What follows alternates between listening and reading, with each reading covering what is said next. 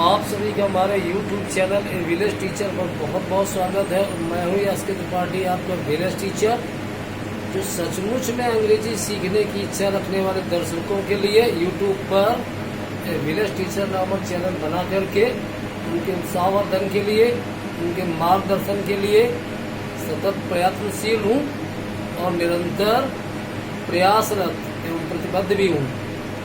केवल जरूरत है इस चैनल पर उपलब्ध सारे वीडियोस को खंगालने की और उनमें क्या पढ़ाया हुआ है उसे बारीकी से अध्ययन करने की। इस बीच में मैं ये भी कहना चाहूँगा कि वीडियोस को आप काटे नहीं और उसको पूरा देखें, शेयर ज़्यादा से ज़्यादा कर दीजिएगा ताकि ये इनके ज़रूरतमंद लोगों तक पहुँच जाएं।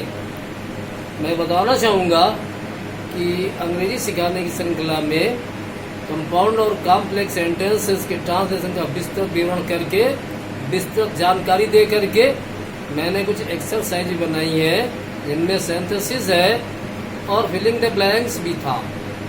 अब ये एक्सरसाइज मैंने करेक्शन ऑफ सेंटेंसेस में बनाई हुई है। ये एक्सरसाइज का आप पूरा आनंद लीजिए अपने और साथ साथ अपने ज्ञान को भी बढ़ाइए। आइए देखते हैं बोर्ड में मैंने क्या लिखा हुआ है। हमने यहाँ हेडिंग डाल दी है correction of sentences based on noun class and adjective class. वाक्यों का करेक्शन करना है, शुद्धिकरण करना, उन्हें शुद्ध करना है, वाक्यों को गलत लिखे हुए ज्यादातर। और ये करेक्शन आधारित है नाउन क्लास पर और एडजेक्टिव क्लास दोनों पर। दोनों से ही जुड़े हुए वाक्य इसमें मिलेंगे एक्सरसाइज में। जिन लोगों ने नाउन क्लास और एडजेक्टिव क्लास वीडियोस का अध्ययन किया जो हमने अभी चैनल पे अपलोड किए हैं, उनको एक्सरसाइज बेहतर समझ में आएगी और जिन्हें इस बारे में जानकारी, उनका रिवीजन होगा, मनोरंजक वाक्य मिलेंगे। आइए पहले वाक्य से शुरू करते हैं। आप सुनेंगे, अपना दिमाग भी चलाएंगे क्या गलत है उसमें। He believed that he will turn out to be a cheat। मैंने बताया था अंग्रेजी सीखने के लिए अपनी मातृभाषा का सहारा लें, जो भी हम आपकी मातृभाषा हो। तो ये अंग्रेजी पढ़ाई जा रही है, हिंदी जानने वाले लोगों को हिंदी और अंग्रेजी दो चीजों के सम्मिश्रण से समझाया जा रहा है अंग्रेजी को। तो यहाँ पे प्रश्नों की हिंदी निकालना है और जो नियम बताए गए ट्रांसलेशन करने के कंपाउंड कॉम्प्लेक्स में और उसमें खास करके नाउन क्लास एडजेक्टिव क्लास में उनको ध्यान में लाए और करेक्शन करना है। He believed that he will turn out to be a cheat। He believed, उसे विश्वास था that he will turn out to be a cheat, वह धोखेबाज निकलेगा। Turn out निकलना, सिद्ध होना। उसे विश्वास था कि वह धोखेबाज सिद्ध होगा। कोई उसका मित्र, कोई लड़का ही उसके लिए प्रयोग किया गया है। तो गलत बस ये है कि सीक्वेंस ऑफ टेंस का नियम फॉलो नहीं किया गया। मैंने कहा नाउन क्लास में डायरेक्ट से इनडायरेक्ट बनाने के नियमों को फॉलो करते हैं अधिकांशतः। और उसमें खास नियम ये है कि अगर जो शुरू में पास्ट में तो आगे जो टेंस परिवर्तन होता है, विल का, वुड, कैन का, कुड, इज, एम, आर का, वाज, वेयर, हैज, हैव का, हैड, हैज बीन का, हैड बीन, ऐसा ये सब हुआ करता है। तो यहाँ पे विल वो गलत है, वहाँ पे कायदे में वुड होना चाहिए, तब वो सही होगा। ही बिलीव दैट ही वुड, आप समझ गए होंगे वहाँ वुड होना चाहिए इस बात में, इसकी जगह पे। आगे बढ़ते हैं। Why he came and when he left is difficult to understand. हर वाक्य में प्रश्न में आप अपना दिमाग चलाना शुरू कर दें। क्या गलती उसको पकड़िए, मैं समझा तो रहा हूँ, साथ में हम समझाए, उसके पहले आप उसका आंसर ढूंढने की कोशिश करें। वाई केम, वह क्यों आया, एंड व्हेन ही लेफ्ट, और कब गया, इज डिफिकल्ट टू अंडरस्टैंड, वो समझना कठिन है। वो क्यों आया और वो कब चला गया, ये समझना कठिन है, ये बात समझना कठिन है। तो मिस्टेक ये है, इस की जगह आर होना चाहिए। क्यों होना चाहिए, मैं बता रहा हूँ। यहाँ पे दो क्लासेस ऐड से जुड़ी हुई है। वाई केम एक, व्हेन ही लेफ्ट दूसरी। इंट्रोगेटिव बनती नहीं क्लास, कोई भी इंट्रोगेटिव है भी नहीं, वो सही है। लेकिन एंड से दो क्लास जुड़ी है, एंड से दो सब्जेक्ट जुड़ते हैं, एंड से दो फ्रेजेस जुड़ती हैं, तो बहुवचन का वहाँ पे वर्क चलती है। इस गलत है, आर इसीलिए होना चाहिए। ये दोनों ही बातें समझना कठिन है। क्या वह क्यों आया और वो कब गया, ये दोनों ही बातें समझना कठिन है, इसलिए वहाँ आर होना चाहिए। आप समझने की कोशिश करें। एंड से दो क्लास, दो बातें जुड़ी हुई हैं, इसलिए वो आर होना चाहिए। केवल एक चीज नहीं जो समझना कठिन है, वहाँ भी दो हैं, इसलिए आर। अब समझ में आया होगा। आगे समझना है। आई can not say that he has passed, मैं कह नहीं सकता हूँ कि वो पास हो गया है। गलत क्या है, अपने वीडियोस में डाउन क्लास वगैरह मैंने समझाया हुआ है। दैट गलत है, वहाँ पे होना क्या चाहिए, इफ या वेदर। सबसे बढ़िया है वेदर। क्यों, जहाँ दो विकल्प होते हैं वहाँ वेदर ही लगाते हैं। मैं कह नहीं सकता हूँ कि वो पास हो गया है अथवा नहीं पास हुआ है, दो विकल्प है, इसलिए दैट कंजंक्शन वहाँ गलत है। वेदर होना चाहिए। आप समझते चलिए और वीडियोस पिछले देखते चलिए अगर दिक्कत मिल रही है तो, और एक्सरसाइज भी समझते चलिए। आगे समझना है। It was difficult to pretend that I am penniless, ये बहाना बनाना कठिन था। It was difficult to pretend, ये बहाना बनाना कठिन था। क्या, कि मैं पैसे से रहित हूँ। दैट आई एम पेनीलेस, ये बहाना बनाना कठिन था। सीक्वेंस ऑफ टेंस के नियम का फॉलो नहीं हुआ, कालों के अनुक्रम का। शुरू में पास्ट में आ चुका, ये वाज डिफिकल्ट, इसलिए आई एम वहाँ गलत है। आई वाज होना चाहिए ऐसा आई एम की जगह। It was difficult to pretend, ये बहाना करना कठिन था। हिंदी में भले ही आता रहे कि मैं पैसे से रही तो पैसे से खाली हूँ, लेकिन आपको वाज में करना पड़ेगा। ऐसा मैंने सिखाया हुआ है, ऐसा आप इनडायरेक्ट में भी करते हैं। आगे समझिए। We did not see that man in the room, उस आदमी को हम कमरे में देख नहीं पाए। Who was standing in the corner, जो कमरे में खड़ा हुआ था। तो we did not see that man, हम उस आदमी को कमरे में नहीं देख पाए जो कोने में खड़ा हुआ था। एक तो ये दैट लिखने की जरूरत नहीं है, we did not see the man काफी है। हम उस आदमी को कमरे में नहीं देख पाए। और इन द रूम अगर शुरू में कर दे, इन द रूम कमरे में, we did not see the man, हम उस आदमी को देख नहीं पाए। Who was standing in the corner, जो कोने में खड़ा हुआ था। जो क्लास चल रही है या हु से कॉर्नर तक, तो हु जो यहाँ रिलेटिव प्रोनाउन है, उसका एंटीसीडेंट कहाँ है, इसका एंटीसीडेंट द मैन है। द मैन अच्छा है, तो उसके बाद में हु आना चाहिए कायदे में। तो इन द रूम कमरे में अगर शुरू में कर दे, इन द रूम कमरे में, we did not see the man, हम उस आदमी को देख नहीं पाए। Who was standing in the corner, जो कोने में खड़ा हुआ था। तो ये हु से जस्ट पहले द मैन आ जाएगा, जिसके लिए हु प्रयोग किया गया है। ऐसा करना बहुत जरूरी है, वरना ये हु जो है उसके पहले रूम आ रहा है, रूम की विशेषता बताना शुरू कर देगा। और रूम तो कोने में खड़ा नहीं होगा, रूम के अंदर खुद ही कोना है। इसलिए आप मेरी बात समझ रहे होंगे।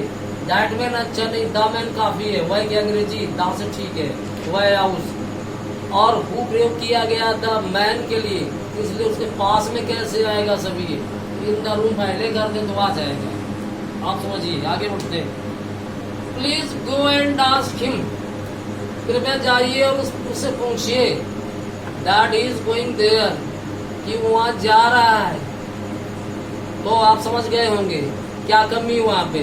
कृपया जाइए और उससे पूछिए कि वहाँ जा रहा है कि नहीं जा रहा है। ऐसा ये वेदर लगा सकते हैं। Please go and ask him और whether he is going there, कि वहाँ जा रहा है। इफ या whether interrogative, please go and ask him comma inverted commas, are you going there, क्या तुम वहाँ जा रहे हो। If he is going there, please go and ask him, वहाँ शुरू में पास्ट नहीं है, इसलिए टेंस तो नहीं बदलेगा। लेकिन वहाँ दैट गलत है। इफ या वेदर लगाइए तो वेदर ही अच्छा रहेगा, वेदर वहाँ प्रयोग कर लेंगे। आगे समझिए। आई डिड नॉट नो, मुझे मालूम ही नहीं था। That why is he not staying there, कि वह वहाँ क्यों नहीं रुक रहा है। आई डिड नॉट नो, मुझे मालूम ही नहीं था। That why is not staying there, कि वह वहाँ क्यों नहीं ठहर रहा है, क्यों नहीं रुक रहा है। गलतियाँ कई एक हैं, दैट को हटना चाहिए। क्यों, बाद में वाई से चल रहा है, वाई काफी कंजंक्शन। अब इंडायरेक्ट पढ़ते हैं इंट्रोगेटिव में।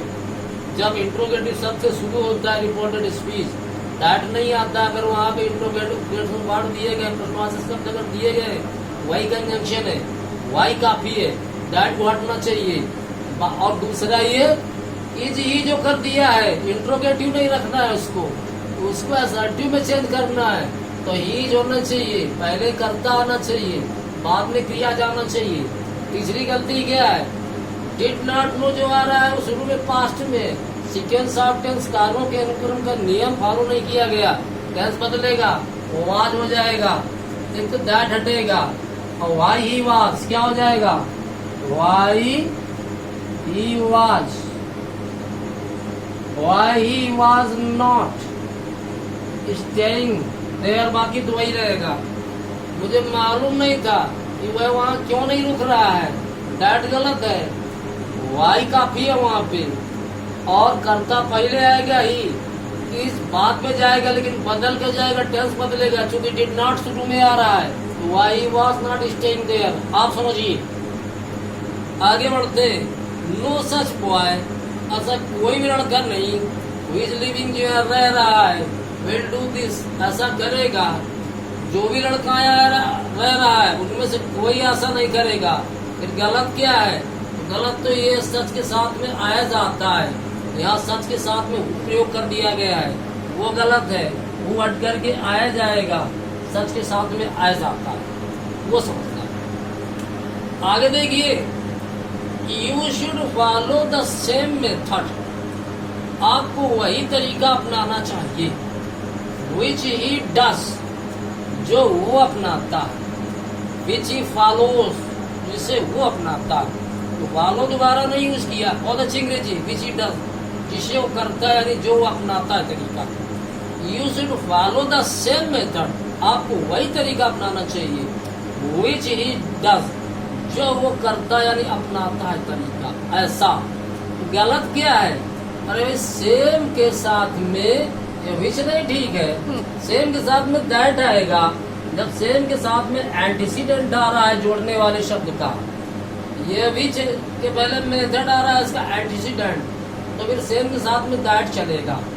और सेम के साथ में एज कब आएगा, जब वहाँ उसका एंटीसीडेंट नहीं होगा। ऐसा वाक्य हमने आगे रखा होता है, तो यहाँ पे तो दैट होना चाहिए और विश वो गलत है, ऐसे समझना है।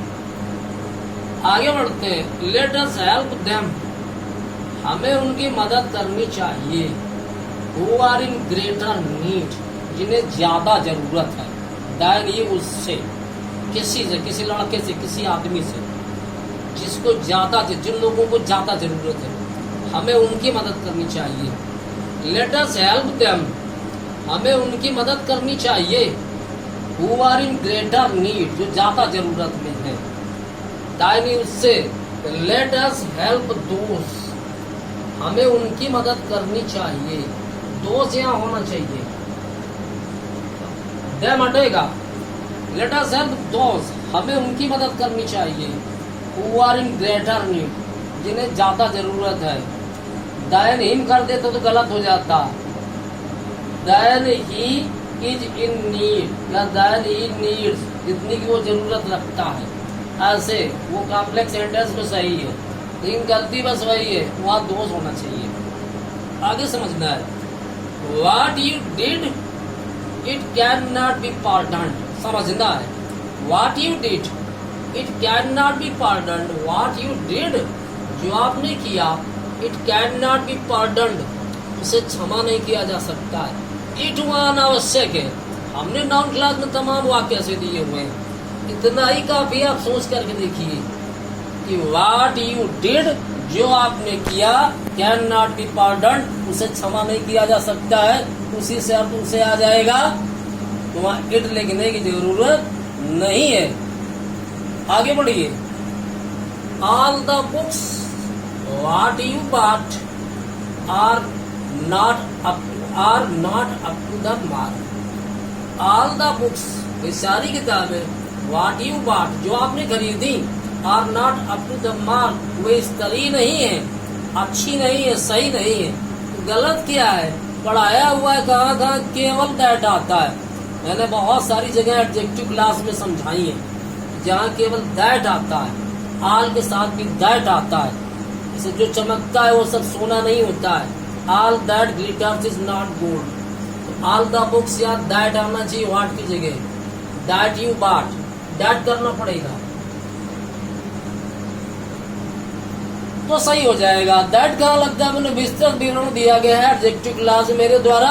आप देखिए एडजेक्टिव क्लास को जो मैंने वर्णन किया, जो वीडियोस वहां बने हुए हैं, आगे समझना है। There was every reason to believe, विश्वास करने के लिए प्रत्येक कारण था। There was every reason to believe, विश्वास करने के लिए प्रत्येक कारण था। दैट इज चेंज को बदल गया है, इस बात पर विश्वास करने के लिए प्रत्येक कारण था, बहुत से कारण थे। तो गलत क्या है, देयर वॉज एवरी रीजन जो आ रहा है पास्ट में है यहाँ, लेकिन टेंस परिवर्तन नहीं हुआ है। ही हैज चेंज्ड गलत है, वहाँ हाइड होना चाहिए, टेंस परिवर्तन करेंगे, सीक्वेंस और टेंस के रूल का फॉलो करेंगे तो वो सही होगा। अब वीडियोस देखिए पिछले 4 लेसन की, एक्सरसाइज में उनका रिवीजन है, सिर्फ यहाँ प्रैक्टिस है। आगे देखिए, टेल मी द रीजन, मुझे कारण बताइए, that they could not marry, कि वे शादी नहीं कर पाए, शादी नहीं कर सके, मुझे कारण बताइए। गलत क्या है, ये दैट गलत है, वहां पे वहां कारण के लिए वाई आना चाहिए। वाई जो है उसका एंटीसीडेंट रीजन है, वाई कारण को प्रकट करता है, तो रीजन के बाद में वाई आना चाहिए यहाँ पे तो सही होगा। टेल मी द रीजन, मुझे कारण बताइए, why they could not marry, कि वे शादी क्यों नहीं कर पाए। ऐसा आगे बढ़ते हैं। It is better to write with a pen, कलम से लिखना अच्छा है। कैसा कलम, उस निब इज स्मूथ, जिसकी निब स्मूथ है, चिकनी है, खुरदरी नहीं है। It is better to write with a pen, ऐसे कलम से लिखना अच्छा है।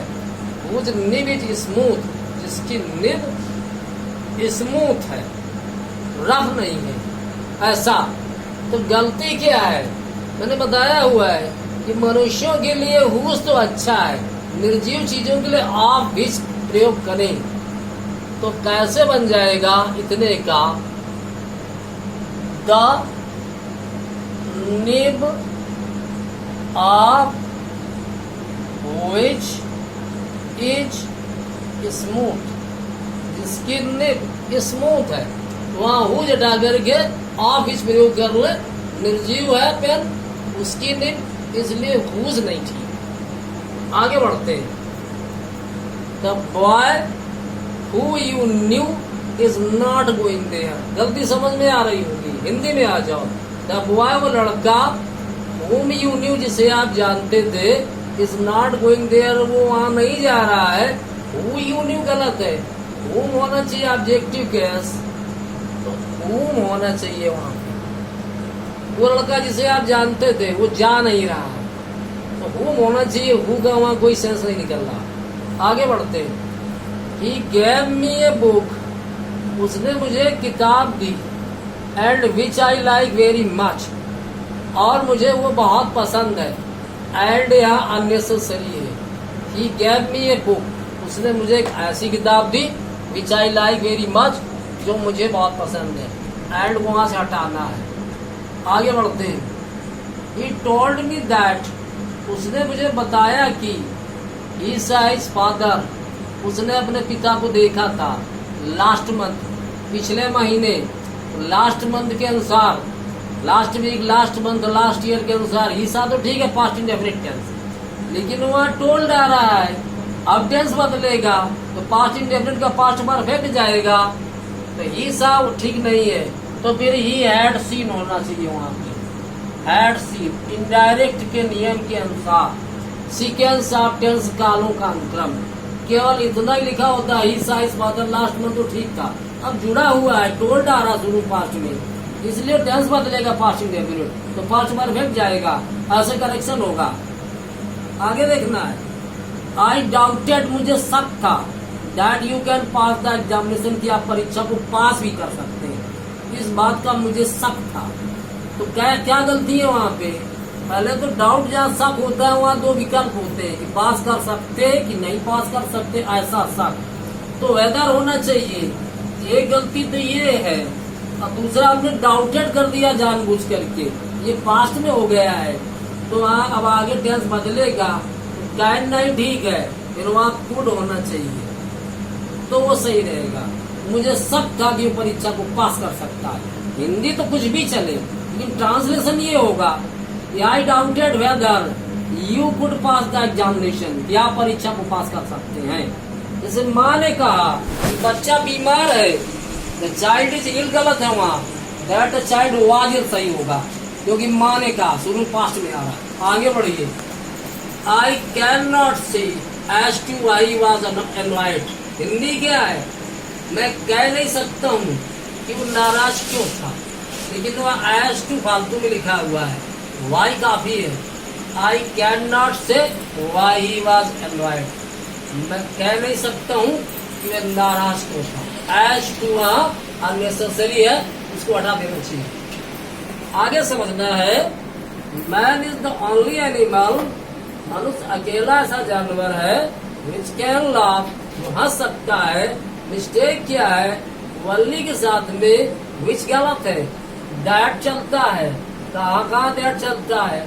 एडजेक्टिव क्लॉज में जब मैंने रिलेटिव प्रोनाउंस का विवरण दिया है अपने वीडियोस में, बहुत समझाया ऐसा, वो देख लीजिए, काफी मदद मिलेगी समझने में। Man is the only one animal, मनुष्य अकेला ऐसा जानवर है, दैट कैन लाफ सही है, विच वहाँ गलत है।